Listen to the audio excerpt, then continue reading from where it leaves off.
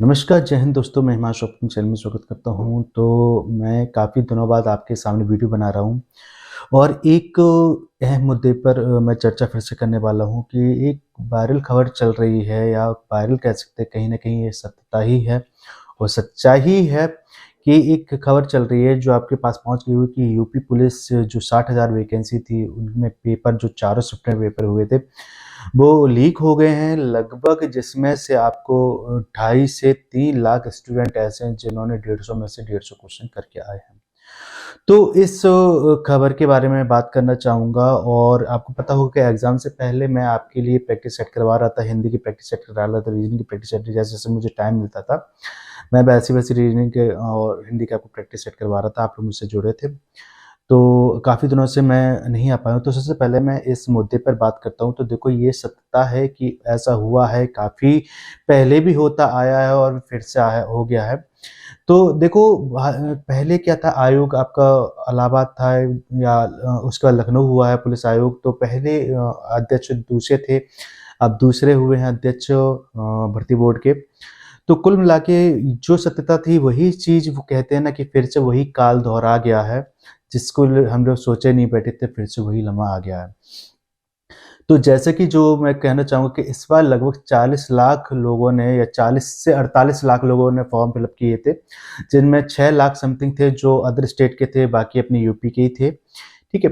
तो भले ही समय कम मिला है, सभी लोगों की तैयारी भी ठीक ही ठाक थी, अच्छी थी और एग्ज़ाम के पेपर मैंने देखा है, चारों शिफ्ट के मैंने पेपर देखे, मेरे पास सारे चारों शिफ्ट के पेपर आ गए थे। तो मैंने ये भी देखा कि पेपर का भी स्तर बहुत ज़्यादा ना हाई है, ना कम है, मॉडरेट है, अच्छा ही है। कुल मिला के वो बच्चे अवश्य पास होते हैं जो मेहनत करते हैं और वो उन्होंने मेहनत करके अच्छे लेकर आए। अच्छा, एक बात होती है, एक कहने की बात होती है कि देखो, ये देखा जाए तो वही जो देखा जाए कि जो पहले जो घटना हुई थी, एक टाइप से यूपी पुलिस एसआई में हुआ था, आप लोगों ने इतने प्रोटेस्ट किए, इतने सब कुछ किए थे, लेकिन बाद में टाटा-फिस हो गई थी, कोई मुद्दा नहीं आया था और केस होने के बावजूद भी कुछ नहीं हुआ था। चलो, वो मुद्दा वहीं पे बंद कर देते। लेकिन ये सोचा था कि शायद ये जो 60,000 भर्ती है, चुनाव नज़दीक है, शायद ये अच्छे तरीके से हो जाएँगे और भर्ती बोर्ड तथा प्रशासन ने पूरी भरपूर कोशिश भी की थी कि अच्छे से एग्ज़ाम करवा सकें और हर तरीके से व्यवस्था सुचारू रूप से चलाना, यहाँ तक बच्चों को ज़्यादा दुविधा ना हो, इसलिए उन्होंने सेंटर भी होम डिस्ट्रिक्ट में ही दे दिए थे। लेकिन कहीं न कहीं यही एक गड़बड़ी है कि नकल होती है। क्योंकि क्या होता है कि भर्ती बोर्ड भी अपनी जगह सही है और सरकार भी अपनी जगह सही है, लेकिन कुछ बीच के अराजक तत्व होते हैं, वो कहीं न कहीं पे गड़बड़ी कर देते हैं। अब क्या है कि आपको पता है कि 48 लाख स्टूडेंट के भविष्य का जो एक उम्मीद के थे, कहीं न कहीं उसपे पानी फिरता नज़र आ रहा है। अब इसकी पुष्टि होना बाकी है कि ये सत्य है या क्या?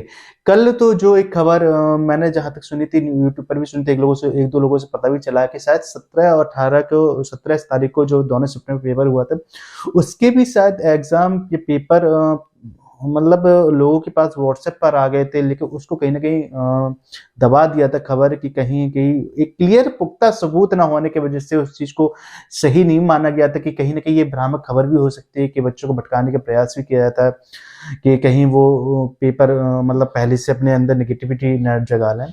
तो उसके संबंध में भी था। लेकिन कल क्या हुआ, जब 18 तारीख को पेपर हुआ है, तो लोगों के पास ऐसे-ऐसे प्रूफ़ हैं कि जो उनके जो होना था एग्ज़ाम, वो उनके पास 3 से 4 दिन पहले ही बाकायदा इंस्टाग्राम के थ्रू या व्हाट्सएप के थ्रू उनके पास बाकायदा पीडीएफ पहुँच गई है।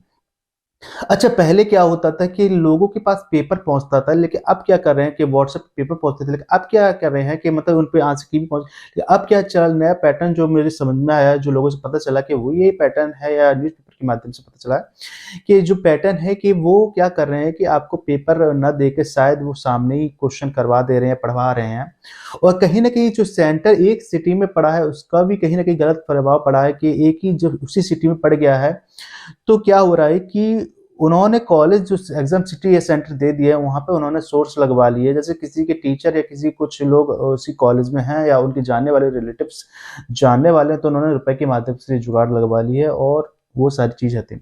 कहीं न कहीं पे देखा जा रहा है कि भर्ती बोर्ड में जो इस कारनामे में जो लिप्त हैं, वो अराजक तत्वों के साथ कुछ पुलिसकर्मी भी हैं, तो उन पर भी कार्रवाई निश्चित रूप से होनी है। अब देखते हैं ये अंतिम फैसला भर्ती बोर्ड और सरकार का है कि इस चीज़ पे क्या एक्शन लेती है। लेकिन ये बात सही है, इस पर पुख्ता सबूत बिल्कुल सभी स्टूडेंट के पास में। मैं जानता हूँ आप लोगों में से बहुत सारे स्टूडेंट हैं जो एक टाइप से जिनके आगे कोई रास्ता नहीं दिख रहा है और उन्होंने सच में मेहनत करके एग्ज़ाम दिया था। तो मैं उनसे कहूँगा कोई बात नहीं, निराश नहीं होते। अब जो भी फैसला हो, क्या है सही क्या नहीं है, वो आपका भर्ती बोर्ड और सरकार मिलके देख लेगी। बाकायदा आपके सारे टीचर, सारे चैनल वाले लगे हुए हैं कि सच सच को सच लाने के लिए, तो वो सारी चीज़ें सामने आ जाएँगी। रही बात, अगर मैं जिस तरीके से मैं एग्ज़ाम के बारे में बात करता हूँ, वो एक काम है भर्ती बोर्ड और सरकार का है, लेकिन मैं जिस तरीके से एग्ज़ाम के एनालिसिस की बात करता हूँ, मैंने चारों एग्ज़ाम देखे, चारों पेपर देखे, चारों सेट देखे, बहुत ही गज़ब सेट बनाया गया था। मेरे पास चारों सेट आ गए थे। कुछ लोगों ने, हमारे जानने वालों ने, कुछ स्टूडेंट ने, कुछ रिलेटिव्स ने जिन्होंने एग्ज़ाम दिए हैं, उनके पास उनका प्रैक्टिस सेट या जो सेट मेरे पास आ गया था, उन्होंने दिए थे। तो देखा जाए तो बहुत अच्छे क्वेश्चन आए थे और अच्छा, अगर आराम से मैं बोलता हूँ, अगर आराम से बच्चा करके आता है या फिर 44 लाख या 48 लाख जो फॉर्म फिलअप किए थे और जहाँ तक अटेंडेंस भी मानते हैं, तो लगभग मैं मानता हूँ कि बहुत कम लोग एब्सेंट रहे थे होम डिस्ट्रिक्ट में पड़े होने की वजह से। तो लगभग ये मानिए कि 95% प्रेजेंसी रही थी। ये मेरा एक आंकड़ा है, 90 से 95% प्रेजेंसी रही थी।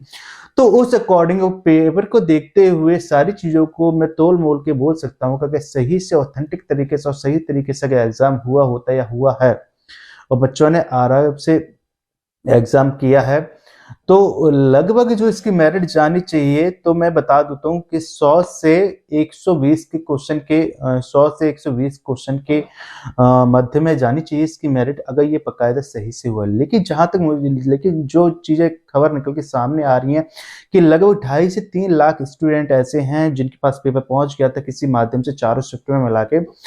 तो जब 2.5 से 3 लाख स्टूडेंट 150 में से 150 क्वेश्चन पूरे करके आए होंगे, तो वैकेंसी तो भई 60,000 ही है। तो बच्चे तो उन्हीं को आप दोस्तों मिल जाएगी सारे वैकेंसी तो वही ले जाएँगे जो अराजक तत्व हैं। तो जिन्होंने मेहनत किया है, अपना रुपए-पैसा खर्च किया, अपने माँ-बाप का सपना के लिए दिन-रात मेहनत की, अपने फ्यूचर के लिए दिन-रात मेहनत की, क्योंकि कहीं न कहीं ये वैकेंसी देखा जाए कई सालों बाद 2018 के बाद आई है और एक बड़ी संख्या में वैकेंसी थी, ऐज में छूट मिलने के साथ भी बहुत सारे लोगों ने फिलअप किया था। तो उनको कहीं न कहीं ये चीज़ें हैं कि उनके लिए ये एक उम्मीदों पे पानी फिरता हुआ नज़र आ रहा है। उनकी आशाओं पर एक कहते हैं आशाओं पे एक चादर से एक पानी से फिर गया है, वो क्या करें, क्या नहीं करें। लेकिन अगर ये सही से पहले पूरी तरीके से जाँच होने दीजिए, पूरी तरीके से क्या है वो भर्ती बोर्ड और सरकार अपने आप देख ही लेगी। रही बात, अगर एग्ज़ाम कैंसल होता है, तो मैं बता देता हूँ कि अच्छी बात है, आपको फिर से एक बार मौका मिल जाएगा। अभी जो 2 महीने या 1.5 महीने का टाइम मिला था, लगभग अब जो भी एग्ज़ाम होगा वो आपके पास देखा जाए तो आफ्टर इलेक्शन ही एग्ज़ाम होगा, दोबारा कंडक्ट करवाया, क्योंकि बड़ा एग्ज़ाम था भई, बच्चे बहुत तेज़, व्यवस्था और सुचारू रूप से चलाना अपने आप में एक बहुत बड़ा टास्क होता है, तो उसको भी देखा जाएगा। दूसरी चीज़ ये है कि अब अगर आपको एनालिसिस करना है या फिर अगर री होता है, तो आपको क्या करना है, जो चारों सेट हैं उनको ले लीजिए, उनको अच्छे से रिवाइज़ कर लीजिए कि भर्ती बोर्ड के माइंड में क्या चल रहा है, किस तरीके से एग्ज़ाम पैटर्न पे वो पूछ रहा है। और देखा जाए तो वो कांस्टेबल का एग्ज़ाम कोई ज़्यादा टफेस्ट नहीं होता है, वो उसी लेवल का पूछता है जिस तरीके का उसको वर्क दिया जाता है। हाँ, मेंटल एप्टीट्यूड ज़रा आप विशेष ध्यान रखेंगे कि वो आप उसके बारे में जो मैंने क्वेश्चन दिए कि मेंटल एप्टीट्यूड के जो तर्क और निष्कर्ष और धारणा, पूर्ण धारणा वाले रीजनिंग में क्वेश्चन पूछे गए हैं, वो बहुत गजब पूछे गए। वो एक्चुअल आपके माइंड को एक्यूट लेवल चेक करने के लिए दिया गया है कि एक्चुअल वो एग्जाम जो वो क्वेश्चन पूछे थे, वो इसलिए पूछे जाते कि देखते जा रहे जिस बंदे को मैं सिलेक्ट कर रहा हूँ उसका माइंड किस तरीके से वर्क करता है, कहीं ऐसा तो नहीं साइको तो नहीं है, या उसके सोचने का थिंकिंग पावर ये किस टाइप की आपकी सिचुएशन को डील कर रहा है। क्योंकि ये जो होती है पब्लिक सेक्टर डील होती है, वो जॉब होती है, ये अधिकांश पब्लिक के साथ ही रहती है, पब्लिक के टच में ही रहती है। पता चले कोई सनकी या साइको टाइप का इंसान भर्ती हो जाता है और वो निर्णय नहीं ले पाता है, न्याय नहीं कर पाता है, तो जिसकी गलती है उसको तो छोड़ देता है और जिसकी गलती नहीं है उसको मतलब दंडित करते। तो इसको सबको मद्देनजर रखते हुए, ध्यान को देखते हुए एग्जाम कंडक्ट करवाया जाता है। तो काफी अच्छे क्वेश्चन थे, कोई दिक्कत नहीं है। रही तो जो पुख्ता सबूत मिले हैं तो उनके विषय में भर्ती बोर्ड और पूरी तरीके से उसके लिए अभी कल तो उन्होंने एक एक्सक्यूज दे दिया था कि नहीं, इस तरीके से भ्रामक खबरें हैं। मैं चाहता हूँ सभी स्टूडेंट, अगर गलत है, आपके साथ अन्याय हुआ है, तो सभी लोग स्टूडेंट एक साथ मिलकर आवाज उठाइएगा, अपनी मांग को रखिएगा कि ऐसा हुआ है तो क्यों हुआ है। क्योंकि देखा जाए, क्योंकि भर्ती बोर्ड भी अपनी जगह सही है और सरकार भी अपनी जगह सारी चीज निष्पक्षता के साथ करवाना चाहती है। क्योंकि मैंने काफ़ी लोगों से बात की, काफ़ी लोगों से एग्ज़ाम आफ्टर एग्ज़ाम बात की, तो उन्होंने कहा बहुत अच्छे से एग्ज़ाम की, बहुत अच्छी व्यवस्था करवाई गई थी। पुख्ता एक तरीके से जो चेकिंग वगैरह सुनने में आया, के साथ हैंकी वगैरह, रुमाल वगैरह भी नहीं ले जाने दिए। तो एक अच्छी व्यवस्था ही है, एक सुचारू रूप से चलाना भी 48 लाख लोगों को व्यवस्थित करवाना एक बहुत बड़ा यूपी के अंदर एक काबिल तारीफ टास्क होता है। लेकिन सबसे बड़ी बात ये आती है कि पेपर लीक होते हैं तो कहाँ से होते हैं? कहाँ ऐसी गड़बड़ी होती है कि जो ये अराजक तत्व बीच में घुस के पेपर लीक कर देते हैं? तो उसी का खुलासा आज होने वाला है। आज आपके काफ़ी बड़े-बड़े जो यूट्यूब चैनल हैं उनके टीचर और अधिकांश जो अच्छे-अच्छे लोग हैं वो इस चीज़ पे मुद्दे पे खबर उठा रहे हैं। कुछ नेता भी सामने आए हैं जो इस मुद्दे पे खबर उठा रहे हैं और हो सकता है आपके लिए शायद ये मिल जाए, जैसे कि आप एक उसके अभी कहते हैं ना कि एसआई के दर्द से उभरे ही नहीं थे कि अभी आरओ का शायद पेपर था 11 तारीख को, उसमें भी सेम ऐसे ही हुआ। तो उसके तो चलो नोटिफिकेशन आ गया या न्यूज़ आ गई कि उसका री एग्ज़ाम होगा।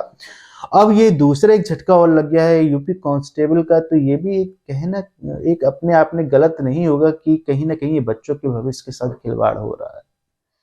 तो मैं चाहूँगा सभी लोग आवाज़ उठाइए, एक साथ बुलंद होके रहिए। अगर सही है तो सही है और गलत है तो गलत है, और फिर जो भी है अपनी मांग तो रखिए, अपनी बात तो रखिए। क्या है फिर सही से निष्पक्ष जाँच होने के बाद देखिए क्या है, क्या नहीं है, कुल मिला के। तो यही इसी तरीके से मैं जानकारी देता रहूँगा। तो जो भी हमारे चैनल पे, प्लीज़ चैनल को सब्सक्राइब करें और शेयर करें और जुड़ जाएँ हमारे चैनल के साथ से, ताकि हम आपको सही से ऑथेंटिक जानकारी प्राप्त करवा सकें। धन्यवाद।